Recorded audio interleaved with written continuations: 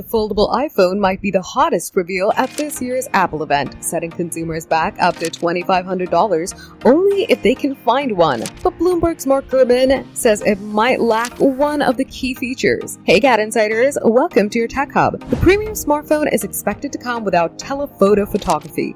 That likely places the foldable iPhone alongside the non-Pro iPhone 17, which also lacks a telephoto lens. However, the 17 Pros do have a 4x telephoto option. That 4x optical zoom was technically a step down from the 5x optical zoom of the 16 Pro series, but the newer sensor combined with a relatively modest telephoto lens produced one of the most breathtaking zoom experiences in the smartphone universe. It's reported that the foldable will sport a main wide lens and an ultra-wide. Practically speaking, this means you'll still have the wide shot of the field. Depending on the sensor in the foldable iPhone, some zoomed-in shots might still look pretty nice, but you'll be cropping, not optically zooming, which will never look as crisp and professional as a true optical zoom, especially for still photos. And if you want to see some guy finding his seat way over on the other side of a stadium, just forget it. Maybe if you wait next year, there'll be a $3,000 foldable model with a telephoto lens. Or if photography really matters to you, maybe skip the foldable entirely and get the iPhone 18 Pro Max model. Rumors circulating online suggest that the Pro Max could offer 6x optical zoom